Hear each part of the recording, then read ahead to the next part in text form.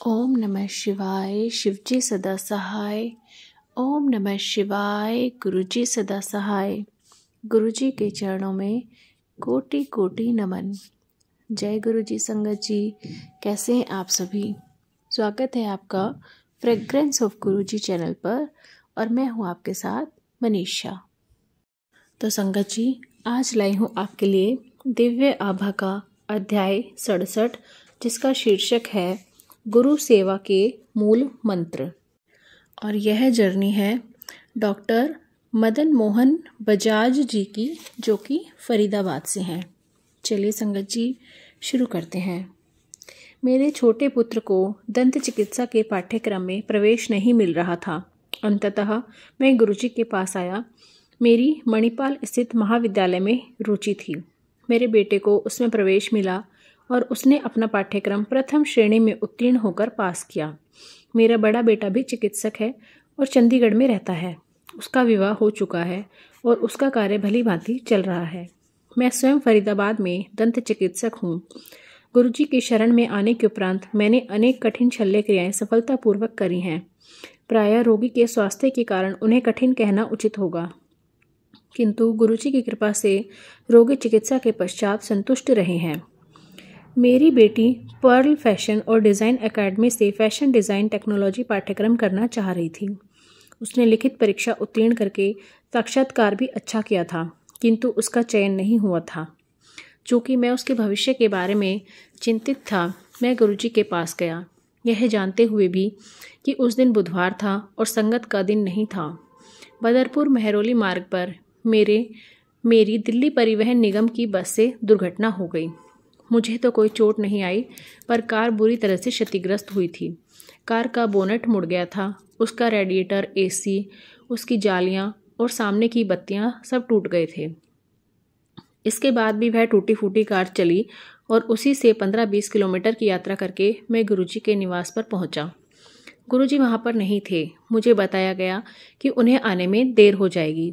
जैसे ही मैं वापस आने के लिए तत्पर हुआ, गुरुजी की कार मेरे सामने आकर रुकी। गुरुजी ने मुझे देखा। मैं हाथ जोड़कर खड़ा था और मेरे आंसू बह रहे थे। गुरुजी वहाँ कोई 5 मिनट तक खड़े रहे और फिर भीतर चले गए। मुझे प्रसाद और लंगर दिया गया। गुरुजी ने संदेश दिया कि मेरी जीवन रक्षा हुई थी, नई कार आ जाएगी और चिंता करने की आवश्यकता नहीं है।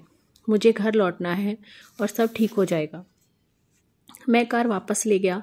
अगले दिन सुबह जब हुंडई के मिस्त्री मरम्मत के लिए कार लेने आए तो उनको उसे क्रेन से उठाकर ले जाना पड़ा और उन्हें विश्वास नहीं हुआ कि इस प्रकार क्षतिग्रस्त होने के बाद भी वह एसी के साथ 50 किलोमीटर चली थी। रेडिएटर में जल नहीं था, बैटरी काम नहीं कर रही थी और एसी क्षतिग्रस्त था। फिर भी गुरुजी की कृपा से वह 50 किलोमीटर चली थी। इस दुर्घटना के पश्चात मैं नई गाड़ी लेकर आया। मेरी बेटी को विशेष साक्षात्कार के लिए बुलाया गया और उसे गुरुजी के जन्मदिवस पर प्रातः 11 बजे प्रवेश मिल गया। उस समय मैं बड़े मंदिर में समारोह के आयोजन में कार्यरत था। उसने अपना पाठ्यक्रम बहुत अच्छा किया और उसे इस बीच 2 छात्रवृत्तियां भी मिली। यह सब गुरुजी की दया थी। पिछले 2-3 वर्षों से मेरा कार्य ठीक नहीं चल रहा था। मेरा परिवार पूर्ण रूप से मेरे ऊपर निर्भर था और घर के व्यय के लिए भी समुचित आय नहीं हो रही थी। मैं अपना घर बेचना और व्यवसाय छोड़ना चाह रहा था। आर्थिक समस्याओं से मैं कुंठित हो गया था। एक श्रद्धालु और मेरे पुत्र ने गुरुजी को मेरी समस्याओं के बारे में बताया। गुरुजी की कृपा हुई और उसी चिकित्सालय से घर का व्यय निकलने लगा। धीरे धीरे मैंने अपने सब ऋण भी उतार दिए। इस अंतराल में मैंने केवल गुरुजी से विनती करी।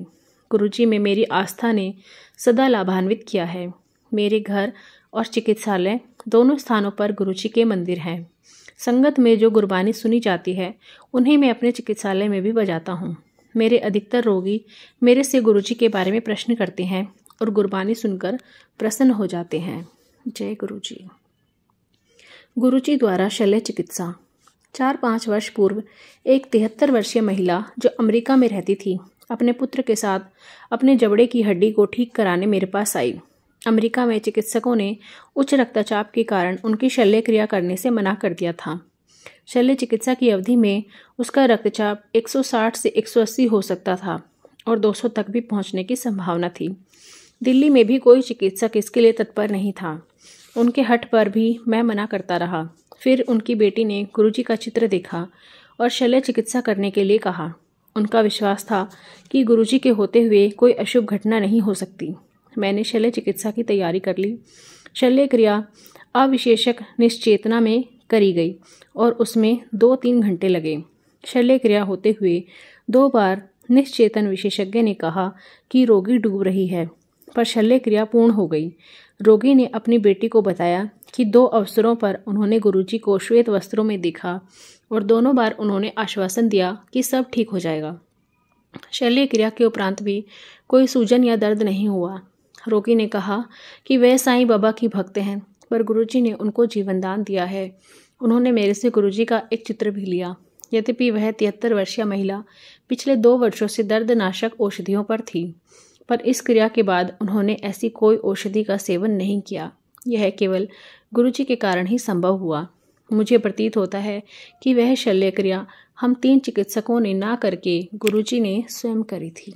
जय गुरुजी। मेरे मित्र की सहायता।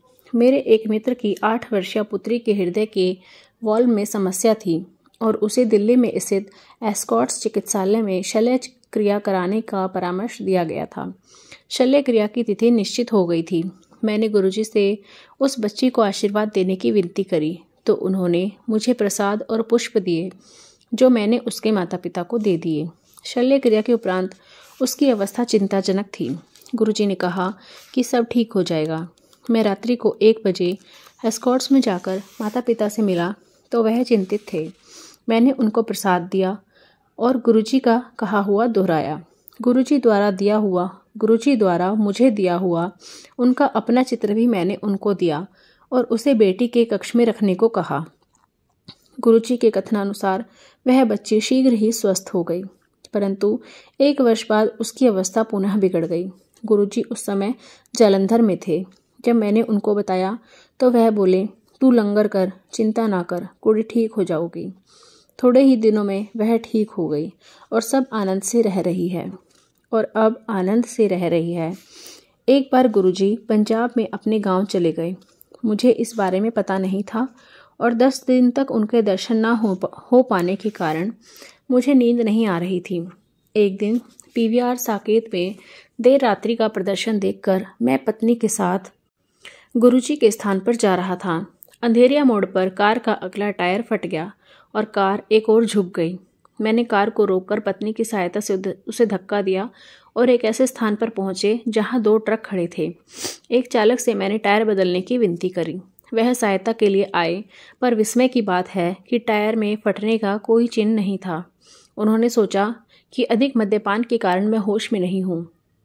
मेरी पत्नी और मैंने पिचका हुआ टायर देखा था।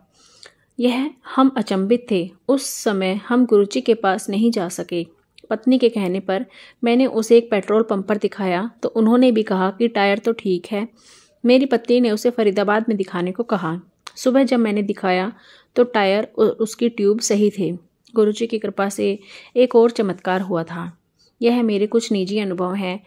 असीमित सागर के समान गुरुजी की भी कोई सीमाएं नहीं हैं। मैं सदा गुरुजी का अनुयायी बनकर जीना चाहूँगा। जय गुरुजी। गुरुजी के मूल मंत्र। मेरे गुरुजी मानवता को ईश्वर का विशेष उपहार हैं। उनका जन्म उनकी दिव्य कृपा से मानव को जीने की सही राह दिखाने के लिए हुआ है। उनका आशीष प्राप्त करने वाले सबसे भाग्यशाली हैं और मैं उनमें से एक हूँ। भले ही मैं उन्हें मेरे गुरुजी कहकर संबोधित करूँ, वह केवल मेरे नहीं अपितु सबके हैं। मेरे संपर्क में आए अनेक व्यक्ति, मुख्यतः मेरे चिकित्सालय में आए रोगी, उनका नाम पूछते हैं। मैं उनको यही उत्तर देता हूँ कि उनको गुरुजी के नाम से ही जाना जाता है। जैसे ईश्वर का कोई नाम नहीं है, उनका भी कोई नाम नहीं है। आप उन्हें राम, कृष्ण, गुरु नानक या अल्लाह कह सकते हैं और गुरुजी आपकी श्रद्धा उसी भाव में स्वीकार करेंगे जैसा आप चाहेंगे। मेरे गुरु में शिव की सामर्थ्य और गुरु नानक की आध्यात्मिकता शक्ति है। गुरुजी से मिलने के बाद स्वभाव में परिवर्तन आ जाता है। मनुष्य के दोष कम हो जाते हैं और वह जीवन का आनंद उठाता है। गुरुजी का अनुराग माता के प्रेम समान है। जब वह आपको देखते हैं, उनकी आंखों से दिव्य किरणें प्रसारित होती हैं। अपने आप को उन्हें पूर्ण रूपेण समर्पण करने के पश्चात आप उन्हें अपने अंतःकरण में भी अनुभव कर सकते हैं। उनकी अनुकंपा प्राप्त करने के लिए सत्य भाव से प्रार्थना करना आवश्यक है। स्तुति करने पर गुरुजी का सानिध्य प्राप्त होता है और फिर ईश्वरीय भाव आप में समावेश करके आपके साथ रहता है। भगवत गीता की उक्ति के अनुसार आपको बदले में कुछ मांगना नहीं है। मैं अक्सर सोचता हूँ कि हम गुरुजी को क्या दे सकते हैं। मेरा हृदय कहता है कि गुरुजी के निर्देशों का श्रद्धापूर्वक पालन करें। वह किसी को कुछ करने को नहीं कहते और यदि कभी ऐसा करें भी तो निश्चित रूप से आप उससे लाभान्वित ही होंगे। हम उनके समक्ष अति तुच्छ प्राणी हैं और वह हमारी माँ सदृश देखभाल करते हैं। मैं संगत से निवेदन करता हूँ कि वह सदा गुरुजी के बारे में सोचें और उनके दिखाए हुए पथ पर अग्रसर हों। उनके प्रति हमारा समर्पण संपूर्ण होना चाहिए और उनके 3 मंत्र सदा याद रखने चाहिए। किसी को गाली मत दो, किसी को दोष मत दो और किसी को नहीं कोसो। रोज आपके संपर्क में आने वाले का सदा भला सोचो। जय गुरुजी। अनंतम अनंतम शुक्राना गुरुजी। तो संगत जी, कैसा लगा आज का अध्याय? कमेंट करके ज़रूर बताइएगा। अगर आप भी अपना सत्संग हमारे चैनल पर शेयर करना चाहते हैं तो डिस्क्रिप्शन बॉक्स में दिए गए ईमेल आईडी या व्हाट्सएप नंबर पर आप अपना सत्संग हमारे साथ शेयर कर सकते हैं। चलिए संगत जी, अब करते हैं मंत्र जाप। आप भी कीजिए मेरे साथ। ओम नमः शिवाय, शिवजी सदा सहाय। ओम नमः शिवाय, गुरुजी सदा सहाय। ओम नमः शिवाय, शिवजी सदा सहाय। ओम नमः शिवाय, गुरुजी सदा सहाय। ओम नमः शिवाय, शिवजी सदा सहाय। ओम नमः शिवाय, गुरुजी सदा सहाय। जय गुरुजी। जल्दी ही मिलते हैं संगत जी एक नए अध्याय के साथ। तब तक सभी अपना ख्याल रखिए। गुरुजी की कृपा सब पर बनी रहे। जय गुरुजी।